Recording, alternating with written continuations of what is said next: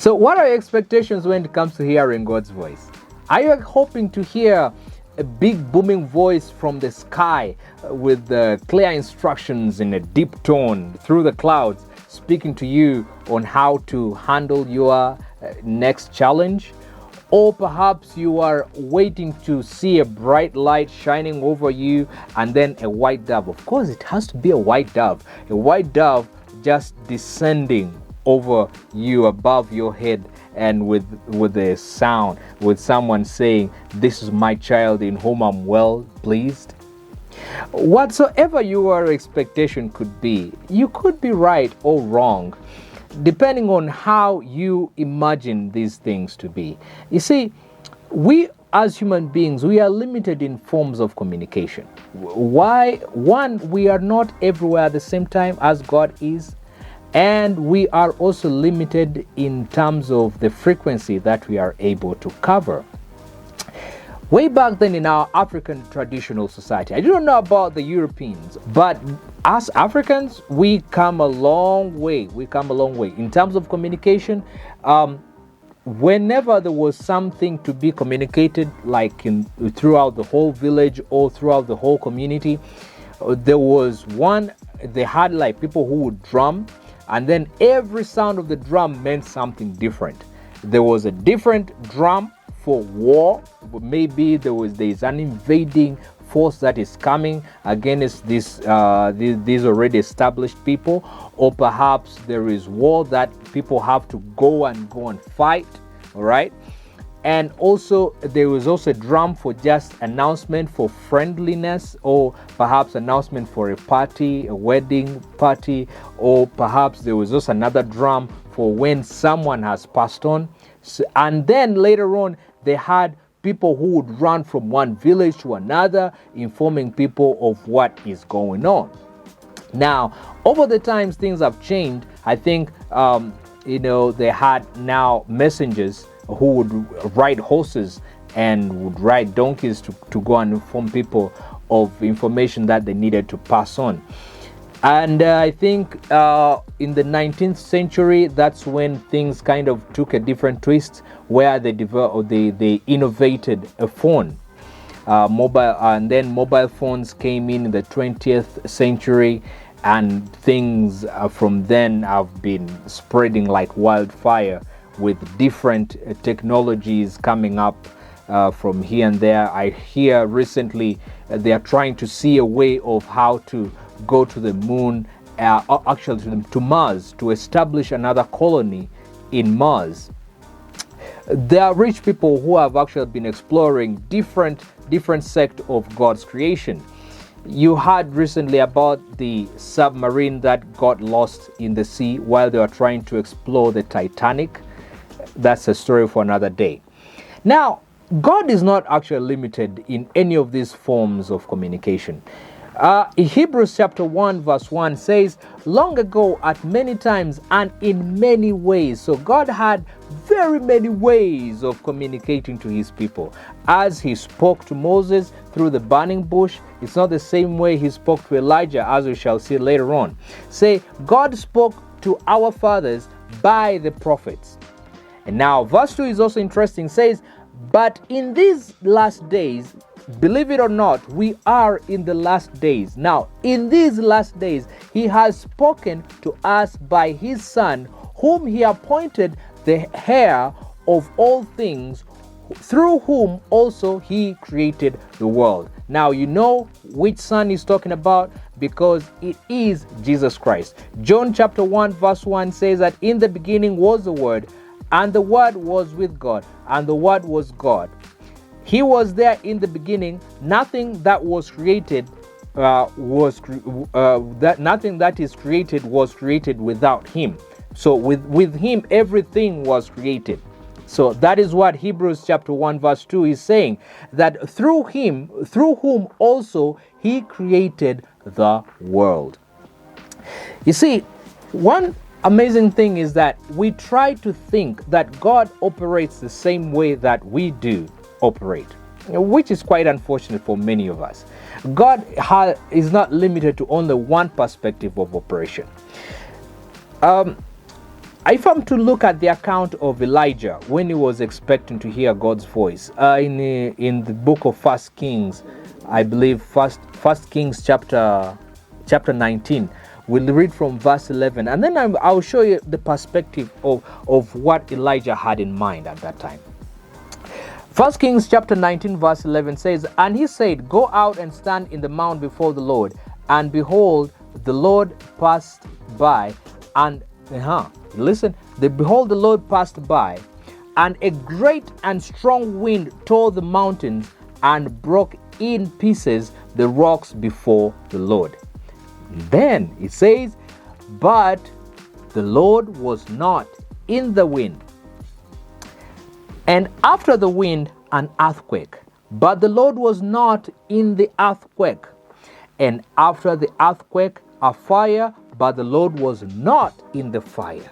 And after the fire, the sound of a low whisper." In another translation, it says that it was the In another translation, it says that the still small voice.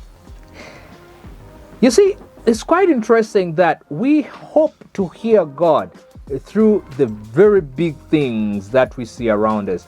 We hope to hear God's voice in a booming tone. Unfortunately, it's not the same way. I will testify to this because I remember when I was single and I was preparing for my wedding, my marriage. Wedding is an event, marriage is for a lifetime. So I was preparing for my marriage and also getting ready for the wedding, the day. Now, at night, as I was sleeping, I believe it was around 2 or 3 a.m. in the morning. Then all of a sudden, I opened my eyes, and behold, there was like a dark shadow that was sitting at the edge of my bed. As soon as I opened my eyes, this dark shadow rose up and marched through the door to the other room. And then I heard this small, still voice from way deep inside of me. It's very hard to explain it, but the voice was as though it was coming from very far, and yet it was close. It was a still, small voice. It whispered, and yet I could actually literally hear the voice, but it was coming from deep within me, and at the same time I could actually hear it. It's hard to explain, but the bottom line is, as the Bible says, the still small voice is what I heard. It told me, get up and pray. So I sat up on the bed and I started praying. Then that same voice again told me, get out of the bed and pray. So I got my feet off from the bed down to the floor, and I got myself off the bed and I was praying while standing. Now, that was one instruction. Then there was another time. No. Recently, I'd made a vow because I had something personal that I wanted to discuss with God, and I made a vow within myself. I told God, if you help me with this small thing, I'm going to get off sugar. Actually, this was my vow to Him. I told God in my prayer, I said that, God, I'm going to get off sugar so that you can help me with this small thing. You can help me solve this matter for me. Now, I got off sugar. I think that was like in a span of about 3 days, and I got back to drinking sugar as normal.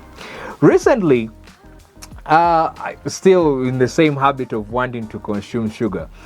I had I could not hear it, but it was a vivid, how would I call it? It was like an impulse within me. I had literally, it's as though someone was talking to me.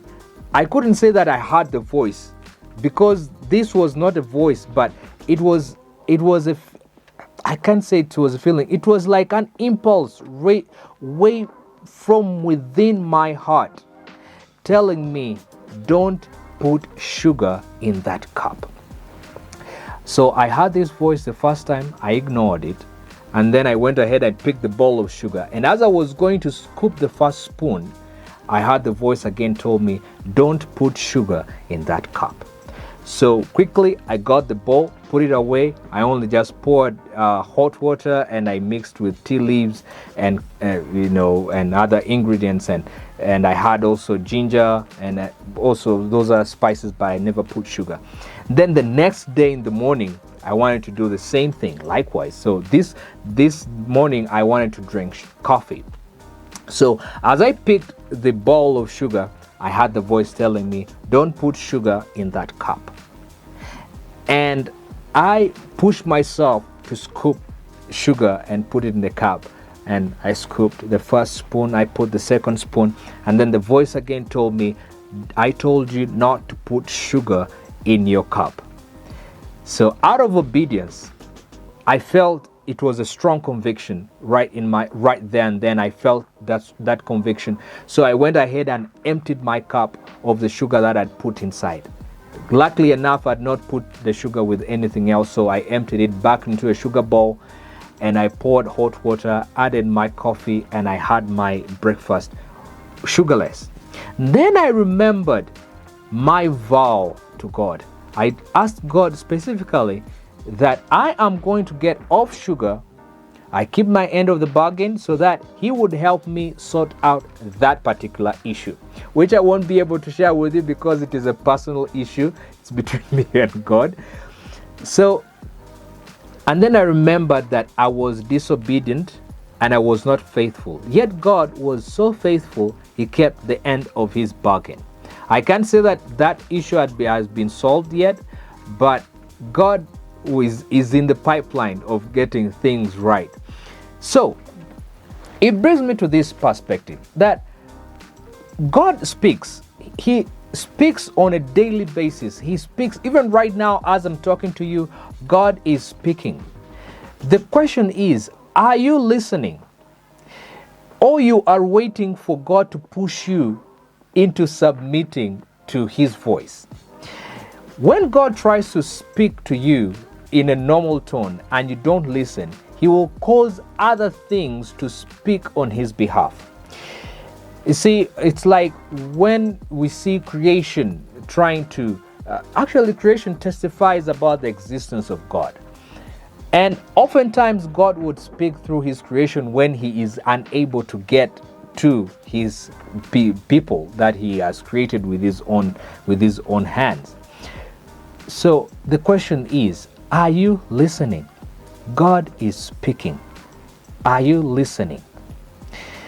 We think that God will only speak through dreams, but He speaks in various ways. God can speak through His word, and primarily God speaks through His word. And also the other ways that God speaks is through dreams and visions.